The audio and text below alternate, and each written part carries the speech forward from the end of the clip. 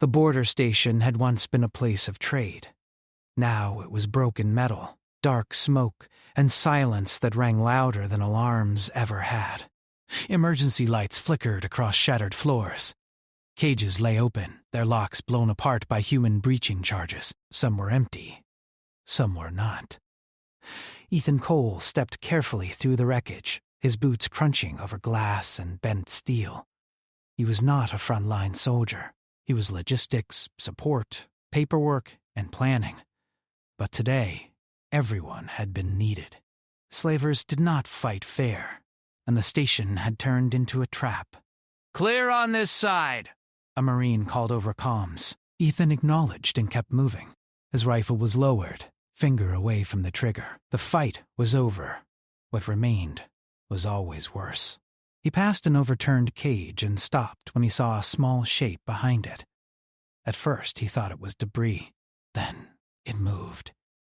Ethan crouched slowly, lowering himself so he did not look tall or threatening. Behind the twisted metal was a tiny alien child, no taller than his waist even if she stood. She had pale blue skin marked with dirt and old bruises. Her clothing was torn and far too thin for the cold station air. Large eyes watched him with silent fear. She did not scream. That worried him more than anything. "It's okay," Ethan said softly. He removed his helmet so she could see his face. "You're safe now." The girl hugged her knees tighter, her hands shook. Ethan had seen fear before. Soldiers learned to read it fast. This was not the fear of danger alone. This was the fear of people. "I'm not here to hurt you," he said. "The bad ones are gone." The girl studied him. Her gaze dropped to the human insignia on his chest, then to the weapon in his hands. She swallowed and spoke in a small, cracked voice translated through the station's universal system. "Are you going to sell me like Papa?" The words hit Ethan harder than any explosion. For a moment, the station disappeared. There was only that question, spoken without anger, without accusation, just quiet expectation, as if this was how the universe worked. Ethan opened his mouth. No sound came out. He had prepared reports about slavery statistics. He had approved supply routes that indirectly benefited worlds where this happened. He had known, in an abstract way, that things like this existed. But knowing was not the same as kneeling in front of a child who expected betrayal as the natural order. "No," he said finally. His voice broke. He cleared his throat and tried again. "No." "I'm not going to sell you!" The girl did not relax. She tilted her head slightly. "That's what the first one said," she replied. Something inside Ethan cracked open. "I promise," he said. "I promise you're safe." Promises were dangerous things. He knew that. The galaxy was full of rules that did not care about promises. Still, he made it. The girl hesitated, then slowly unfolded herself. She took one careful step toward him, ready to flee if he moved too fast. When he stayed still, she took another step. Up close, Ethan could see how thin she was, how her ribs pressed against her skin, how old fear lived behind her eyes. "What's your name?" he asked. "Lyra," she said. "I'm Ethan." She did not reach for him. Instead, she asked, "Are you human?" He nodded. "Humans don't sell children," he said, before thinking about whether that was fully true. He decided it was the truth that mattered. She watched him for a long moment, then whispered, "Papa said he had no choice." Ethan's jaw tightened. "What happened?" he asked gently. Lyra sat down on the cold floor, as if her strength had run out. Ethan followed, sitting a short distance away so he did not crowd her. "There was no food," she said. "The crops failed again." Mama died. Papa cried all the time. Then the traders came, her small hands twisted together. "They said I would work. They said Papa would eat again. Papa did not look at me when he signed. She stopped speaking. The rest did not need words. Ethan closed his eyes for a second. He breathed in, slow and controlled, like he had been trained. It did not help much. "I'm sorry," he said. She shrugged in a way that no child should have learned. "That's how it is." No, Ethan thought. That's how it has been allowed to be. A voice crackled in his calm. "Cole, transport is loading survivors. Bring anyone you find." "Copy," Ethan replied. He looked at Lyra. "Can you walk?" She nodded, though it was clear it would not be easy. He stood and offered his hand, palm up. She stared at it like it might disappear. After a long pause, she placed her small hand in his. Her grip was tight. They moved through the station together. Other survivors watched them pass. Some with hope, some with envy, some with empty eyes. On the relief ship, medics rushed to take Lyra. She panicked, clutching Ethan's sleeve. "I won't let them hurt you," he said quickly. "They're helpers." A human medic knelt beside them. "We'll be gentle," she promised. Lyra allowed herself to be led away, but she kept her eyes on Ethan until the door closed. Ethan stood there long after. Later in the command bay, voices were raised. "This is not our jurisdiction," an alien liaison said sharply. "The child belongs to registered trade channels." "She belongs to no one," Ethan replied. "Human sentiment does not override galactic law." Ethan slammed his hand on the table before he could stop himself. The room fell silent. "She is a child," he said. "Not cargo. Not property." The liaison's eyes were cold. "That distinction is cultural." "Then maybe your culture is broken," Ethan said. Command officers exchanged looks. This was already becoming a problem. "You're emotionally compromised," a superior said. "We'll transfer the child to appropriate authorities." Ethan thought of Lyra's question, the quiet certainty behind it.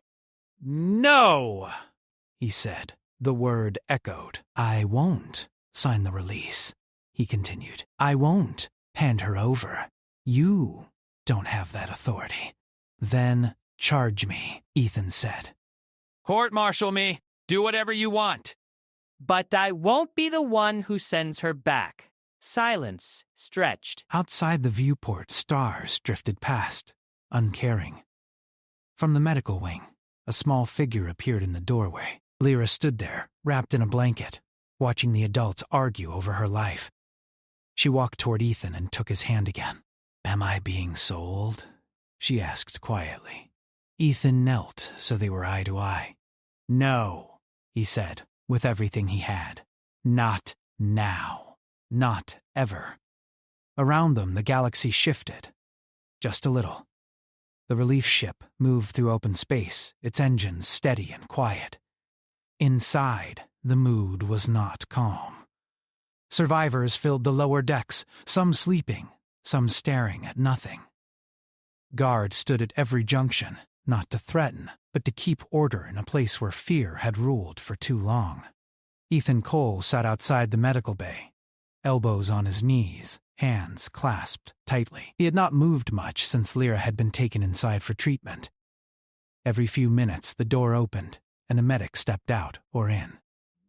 Every time, his heart jumped.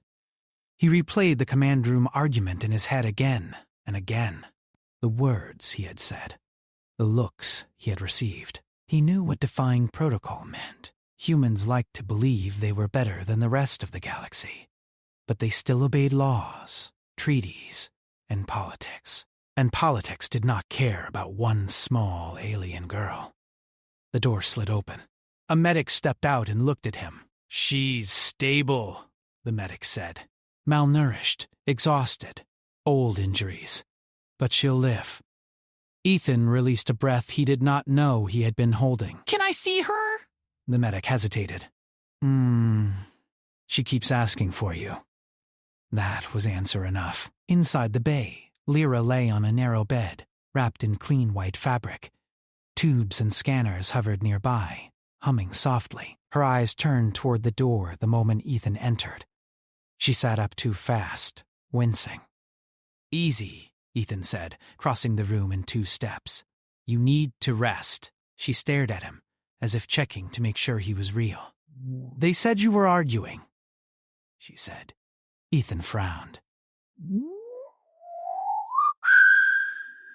"Who told you that?" "I heard," she replied. "Walls talk." He almost smiled. Almost. "I was just making sure you stay safe," he said. Her fingers curled into the blanket. They always argue before someone leaves. Ethan sat beside her bed. "Not this time." She studied his face carefully. "You look sad." "That happens sometimes," he said, "even when you're doing the right thing." She nodded, like that made sense. Then she asked, "Are you in trouble?" "Yes," Ethan answered honestly. "But that's my problem, not yours." Lyra thought about that. Papa used to say trouble follows people who try to be kind. Ethan closed his eyes for a moment. "Your father, he loved you." "I know," she said. "That's why it hurt." They sat in silence. Outside the bay, boots passed, voices murmured, machines worked. Life went on. Later, the summons came. Ethan was ordered back to command. 2 Marines escorted him. Not roughly, but clearly. Lyra watched him leave, fear rising in her eyes. "I'll be back," he promised. "I always come back." She nodded, though belief was fragile. In the command chamber, the atmosphere was colder than space outside. Human officers stood on one side, alien representatives on the other. Screens glowed with legal codes, trade laws, and jurisdiction charts. "The child species falls under the Tri-Cluster Trade Accord," an alien delegate said. "Her transfer is lawful." "She was rescued from slavers," Ethan replied. "That voids any claim?" It does not, the delegate countered. "Ownership was legally transferred." Ethan felt his hands curl into fists. "You're talking about a child like she's a crate." "That is an emotional interpretation," the delegate said calmly. A human admiral cleared her throat. "Cole, you're too close to this." "Because I looked at her?" Ethan asked. "Because I listened. Because you're letting feelings interfere with policy. Policy interferes with humanity," Ethan shot back. The admiral sighed. "If we refuse the transfer, we risk conflict." "With slavers?" Ethan said. "Is that who we're protecting now?" Silence followed. The alien delegate leaned forward. "Humans claim moral superiority, yet your history is filled with similar acts." Ethan met their gaze, and we fought wars to stop them. That got attention. "You think one rescued child changes the galaxy?" the delegate asked. "No," Ethan said. "But letting her go back changes us. The meeting ended without resolution." That worried Ethan, more than a clear refusal would have. When he returned to the medical bay, Lyra was gone. Panic hit him like a physical blow. He grabbed the nearest medic. "Where is she?" The medic looked uncomfortable. She was moved to observation. "Why?" "Orders," the medic said quietly. Ethan did not wait for more. He moved fast through the ship, ignoring protests, flashing his clearance when needed. He found Lyra in a small room with transparent walls. A single alien official stood inside with her. Lyra stood stiffly, hands at her sides, eyes wide.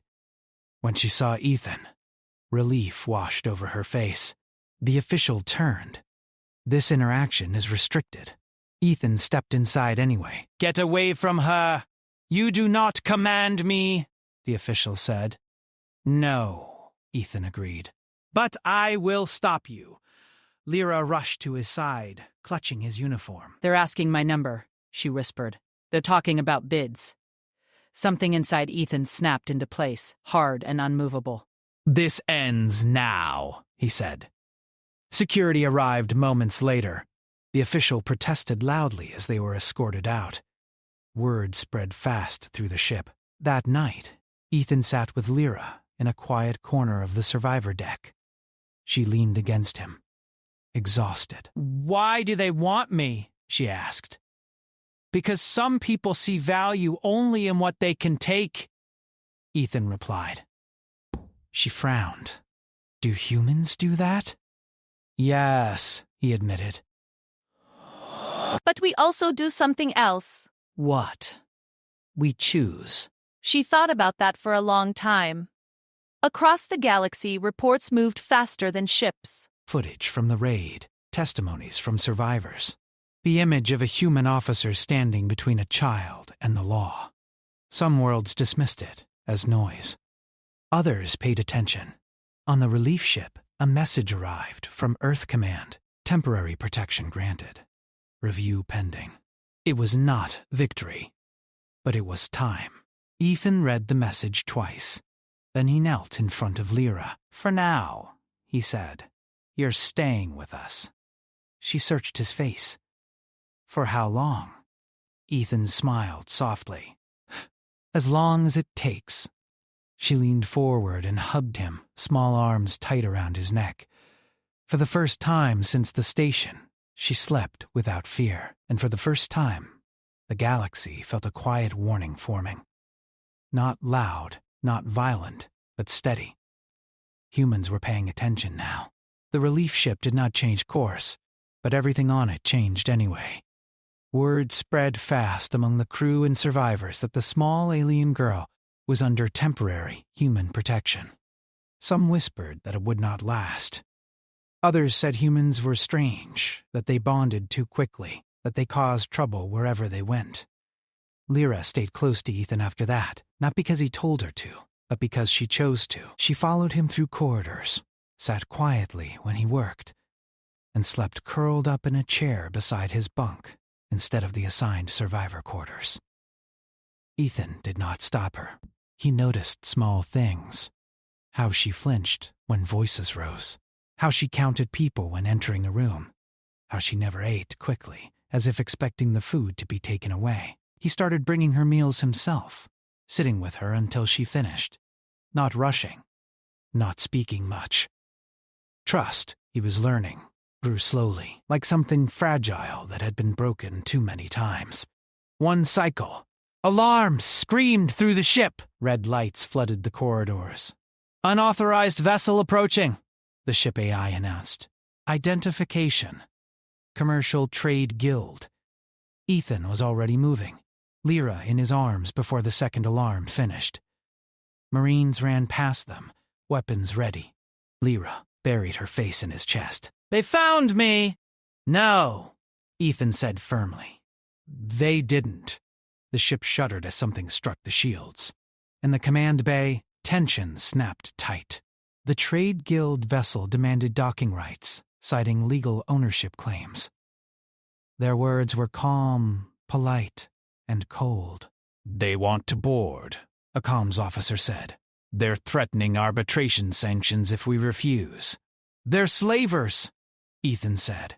They're traitors, an alien liaison corrected. Legally. Ethan's eyes were hard. Legally doesn't mean right. The admiral in command studied the incoming data. Then she looked at Ethan. Take the child somewhere safe, she said. If they breach, we hold. Ethan did not argue. He moved fast, heading for a secure section deep inside the ship. Lyra clung to him, shaking. I knew it, she whispered. They always come back. Ethan knelt and held her face gently so she had to look at him. Listen to me. You are not alone anymore. But I'm small, she said.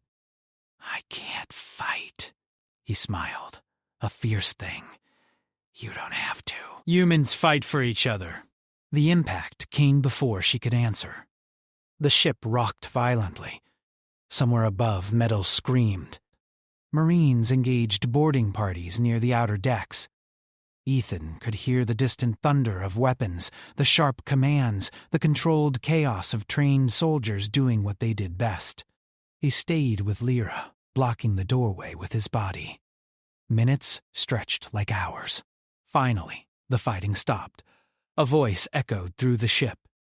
Boarders repelled. No unauthorized personnel remain on board. Ethan exhaled slowly. Later, footage circulated through internal channels. Humans in powered armor standing against armed traitors. Shields flaring. Slavers retreating when they realized humans would not negotiate with guns pointed at children. The galaxy noticed. Messages flooded in. Some angry. Some confused. Some curious. Why would humans risk conflict over one child? In a quiet observation room, Lyra watched a star drift past the window. "They'll try again," she said. "Maybe," Ethan replied. But not like before. She tilted her head. "Why?" "Because now people are watching," he said. The next assembly was larger than the last.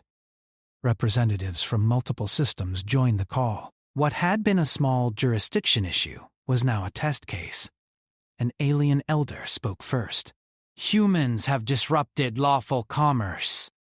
Ethan stood behind the Admiral, silent but visible. The Admiral replied calmly, "We disrupted slavery." "That term is inaccurate," the elder said. "The child was a dependent asset." Ethan stepped forward. He was not supposed to speak. He did anyway. "Her name is Lyra," he said. "She is 7 standard cycles old. She likes warm drinks and quiet rooms. She has nightmares about cages." The room stirred. "She is not an asset," Ethan continued. "She is a person," a murmur rippled through the delegates. "You are projecting human values," one said. "Yes," Ethan answered. "We are." Screens displayed evidence. Survivor statements, medical scans, transaction logs showing children listed beside livestock. Some delegates looked away. Others leaned closer. From the corner of the room, Lyra watched through a secure feed. She did not understand all the words. She understood her name. When the session ended, no decision was made. Again, but something was different. The resistance was weaker. The certainty was gone. That night, Lyra woke screaming. Ethan was there instantly, kneeling beside her bunk. "They took me!" she cried. "They said you were dead!" He pulled her into his arms and held her until her shaking slowed. "I'm here," he said over and over. "I'm not going anywhere." She pressed her face into his chest. "Why are you doing this?" He hesitated. "Because someone should have done it for you sooner," he said. She was quiet for a long time. "Papa would have liked you," she said softly. Ethan swallowed. "I would have helped him too." In the days that followed, more ships arrived.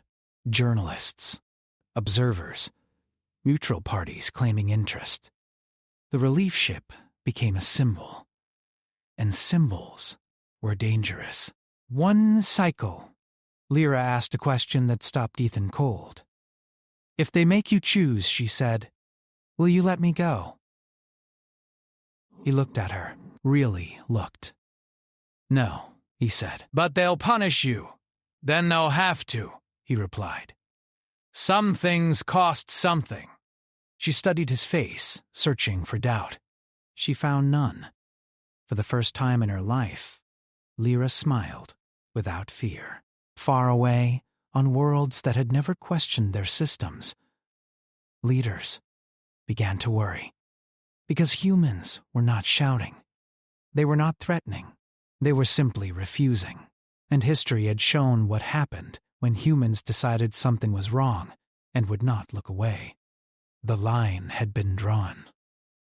and Lyra stood safely on the human side of it. The relief ship no longer felt like just a ship. It felt like a center of gravity.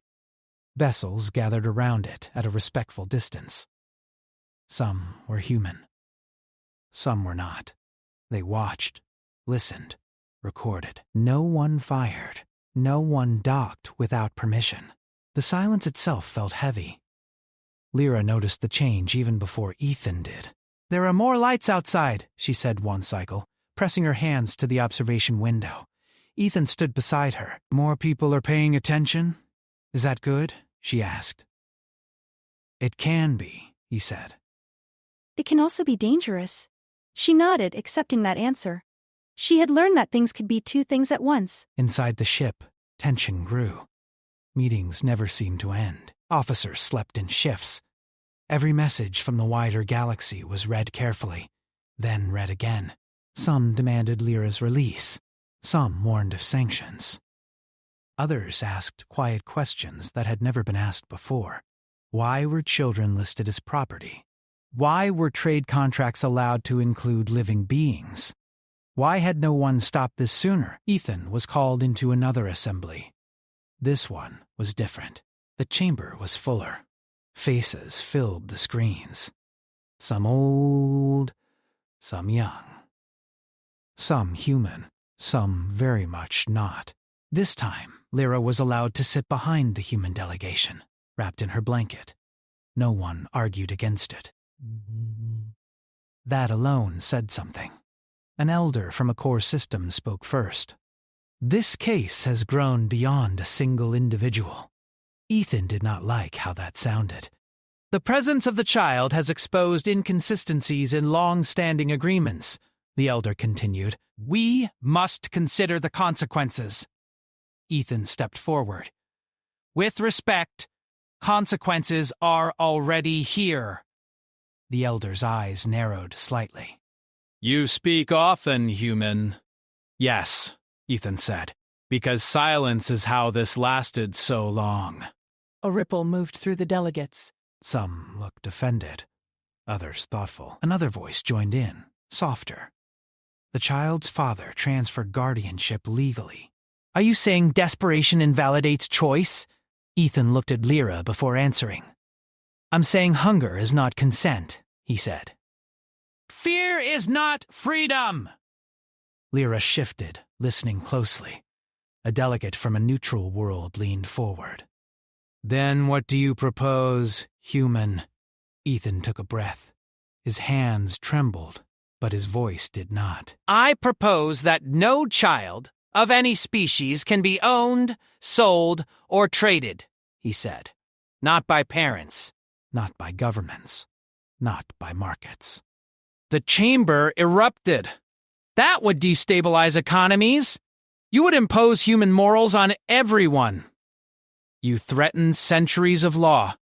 Ethan stood his ground. "So did you?" Silence fell again, thick and sharp. The admiral beside him spoke then. "Humanity is prepared to offer relief aid, agricultural support, and infrastructure assistance to any world affected by such reform." Heads turned. "We are not asking you to starve," she continued. "We are asking you to change." That changed everything. The galaxy had expected outrage, threats, violence. Instead, humans offered help, with conditions. The session ended without a vote, but something had shifted again. The old certainty was cracking. Back on the survivor deck, Lyra sat quietly beside Ethan. "They were loud," she said. "Yes," he replied. "They didn't like your idea. Most good ideas start that way," he said, half smiling. She considered that. "Do you think they'll say yes?" "I think," Ethan said slowly, "that they don't know how to say no to humans who won't walk away." That night, trouble came quietly. No alarms. No boarding parties. Just a message. An encrypted transmission reached Ethan's terminal. It did not come from a ship or a government. It came from a private channel. offer of private custody transfer, substantial compensation, guaranteed safety for the human officer involved. Ethan stared at the screen, stomach twisting. They were trying to buy her. He deleted the message and stood so fast his chair fell backward. Lyra looked up from her meal. "What's wrong? They think I can be tempted," he said. She went very still. "Can you?" Ethan knelt in front of her immediately. "No," he said. "Never." Her shoulders relaxed just a little. Later, as if the universe wanted to test that promise, Earth Command sent a directive. Ethan was ordered to return, reassignment pending. His continued involvement was deemed a liability. The words blurred together.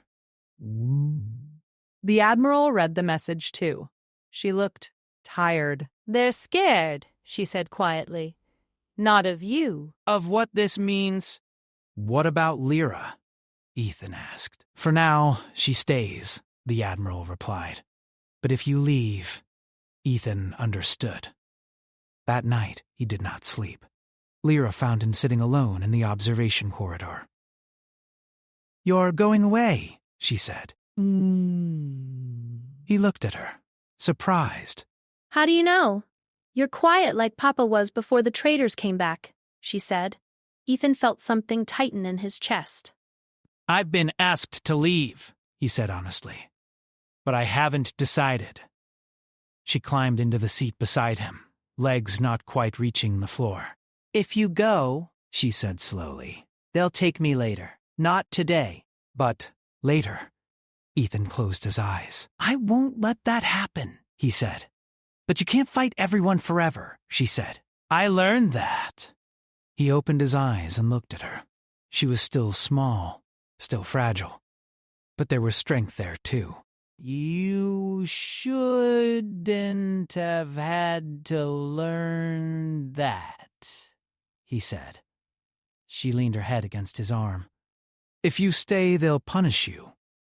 "Probably," he said. "Why are humans like this?" she asked. "Why don't you just let things happen?"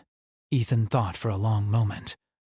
"Because once we decide someone is our responsibility," he said, "we don't measure the cost the same way." She nodded slowly.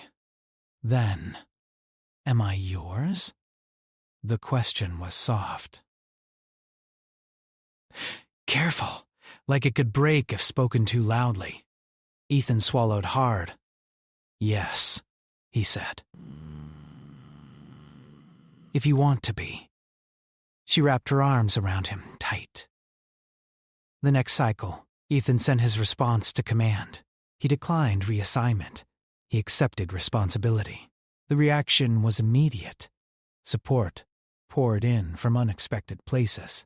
Human civilians, aid groups, even some alien worlds that had quietly hated the old systems but never dared speak. Protests erupted on trade worlds. For the first time, children were removed from market lists, not because the law had changed yet, but because the eyes of the galaxy were open. In the final assembly, a vote was scheduled. Lyra sat beside Ethan, holding his hand. She was not afraid. Whatever happened next, she was not alone, and the galaxy could feel it. The moment before, a rule breaks forever. The galaxy had changed, though most systems did not yet fully understand it. The relief ship drifted near the neutral zone, its engines quiet, its lights bright against the black void. Observers hovered at a respectful distance, watching the events unfold like spectators at a theater, unsure if the play would end in tragedy or victory. Inside, the atmosphere was tense but different than before. The tension no longer came from fear of attack. It came from expectation. The galaxy was waiting to see what humans would do next. And Ethan Cole knew, in every fiber of his being, that this was no longer just about one child. It was about everything humanity claimed to value, and the power it could wield when those values were acted upon. Lyra was awake before dawn, as usual, and had been sitting by the observation window when Ethan entered. Her small figure was hunched against the cold glass, eyes tracing the movement of distant ships. She turned as he approached, rubbing her eyes, and for a moment the weight of the galaxy seemed to rest in her gaze. "They're watching," she said softly. Even more ships today? Ethan nodded, crouching beside her. "They are. And they're listening? Do they understand?" she asked. Do they know what's right? Some do, Ethan said. Most don't yet. "But that doesn't matter. What matters is that we do." She leaned against him, tiny and fragile, but no longer trembling. "You said, I am yours. Are you still mine?" "Yes," he said firmly. "And I always will be." The galaxy was about to decide whether children could be treated as property. It was a decision that would reach far beyond any single law, any single planet, or system. For the first time, humans had made it clear that their principles could not be ignored. They had risked everything for one child, and in doing so, they had drawn a line. The assembly convened in a massive space station, a neutral location that had seen countless disputes, many violent, many unresolved.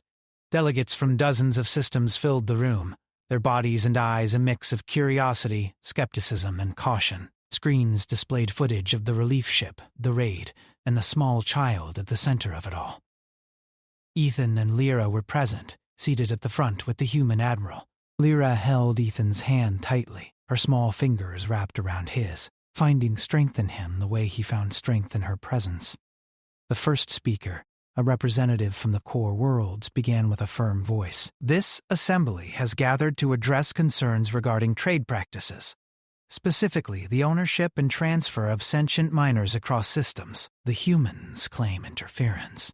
The traders claim legality. We must determine the proper course of action." Ethan stood, ignoring the gasps that spread across the room. He had been told not to speak. He had been told that humans were observers, not participants. But this time, words were required. "Lyra is not property," he said. His voice carried, firm and unwavering. "She is a person. She is alive. She has fears, dreams, and the right to make choices about her own life." Murmurs rose across the room. Alien delegates leaned forward, some scowling, some exchanging glances. The weight of centuries of tradition pressed down on them. And yet, Ethan's words had already started to crack it. "One child," he continued, "may seem small, insignificant. But what we do for the small, the weak, and the innocent defines who we are. If we claim that survival excuses cruelty, if we allow fear to justify exploitation, then every species is diminished." A cold voice spoke from the other side. "You are projecting human morals, human bias." "What you call cruelty is lawful in our systems. You interfere in matters you cannot understand." Ethan's gaze swept the room, resting briefly on Lyra. She had leaned into him slightly, as if sensing the enormity of the moment. "I understand more than you think," he said. "I understand enough to know that no child should ever have to ask, 'Are you going to sell me?' And I refuse to allow that question to ever be answered with yes." Silence followed, thick and suffocating. The delegates exchanged glances, realizing the confrontation was not mere rhetoric. It was not politics as usual. This human, this single person, was unafraid, unwavering, and backed by the presence of those who had chosen to act, not comply. An elder from the Neutral Confederation leaned forward, her eyes narrowing. "And what do you propose, human? That all systems adopt your morality? That centuries of law be rewritten because you decided a child's life was worth it?" Ethan squared his shoulders. "I propose that no child, human, alien, or otherwise, be bought, sold, or traded." "That sentience is not for sale, that survival cannot justify the loss of innocence, and that any system that claims otherwise will be challenged, not tomorrow, but today."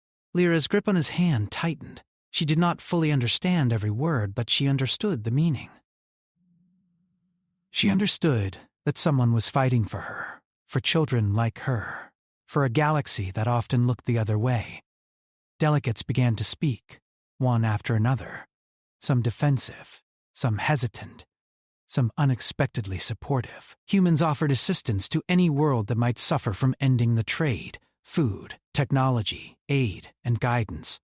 It was not coercion. It was a demonstration of responsibility. Hours passed. Votes were cast. Discussions raged.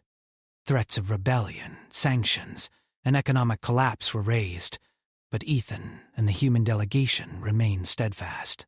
Finally, a decision was reached. The Assembly declared the immediate suspension of all child trade across the participating systems. Enforcement mechanisms would be established, supported by human and allied fleets. Any attempts to bypass the ruling would be met with consequences. The word spread faster than anyone anticipated. Markets froze. Trade routes shifted. Families that had once been considered property were now legally untouchable. It was not universal yet, but it was a start. On the relief ship, Ethan returned to the survivor deck where Lyra waited. She looked up at him with wide eyes. "Did we win?" she asked softly. Ethan knelt beside her. "Yes," he said. "We won, for now. But remember, this is just the beginning. The galaxy will try to change. They will test what we've done. But we have drawn a line." They cannot ignore it. She leaned against him, resting her small head on his shoulder. "You didn't sell me," she whispered. "Never," Ethan said, "and I never will." For the first time, Lyra felt safe without question. For the first time, she could sleep without fear of being taken away. News of the ruling spread. Some systems resisted. Some praised. Some tried to reinterpret the law. But for every attempt at resistance, humans demonstrated they would not retreat. They had drawn a line, and they would not step back. Months later, the relief ship returned to Earth's orbit with Lyra officially under human guardianship. She was granted citizenship, a home, and a chance to grow free of fear. Ethan watched her explore the new quarters prepared for her, her laughter light in the corridors. "You're smiling," he said, a rare smile tugging at his own lips. I like it here," she said, "and I like you." Ethan felt something heavy lift from his chest. The galaxy had shifted, but for this small girl, the universe had become a home. Humanity had won, not with weapons alone, but with courage, compassion, and the refusal to accept cruelty as normal. Outside, stars shone as they always had, indifferent and infinite. But within the hearts of humans, and in the bond between Ethan and Lyra, the galaxy had learned a new truth. Humans may not always be the strongest, or the fastest, or the richest, but when they stand for what is right, when they protect the weak and claim responsibility, they are unstoppable. And for one tiny alien girl, the galaxy had changed forever. She was free. And she would never again have to ask, "Are you going to sell me?" Ethan knelt beside her one last time that evening, his hands resting on her shoulders. "No one can take you from me," he said. She looked up, eyes shining. "You promise?" "I promise," he said, voice steady, tears threatening but held back. "Not now. Not ever." And in that moment, among the quiet hum of the ship and the distant stars, the galaxy understood something simple and terrifying for those who had never faced human conviction. Once humanity chooses to stand, it does not yield. And for Lyra, the child who had survived fear, hunger, and betrayal, that meant she was finally home. Forever. The universe had changed, and one human had proven, without question, that love and responsibility were stronger than law, greed, and fear. Ethan and Lyra looked out at the stars together, small figures in an endless galaxy, but unafraid. And the galaxy itself, in its infinite expanse, had learned a lesson it would not forget.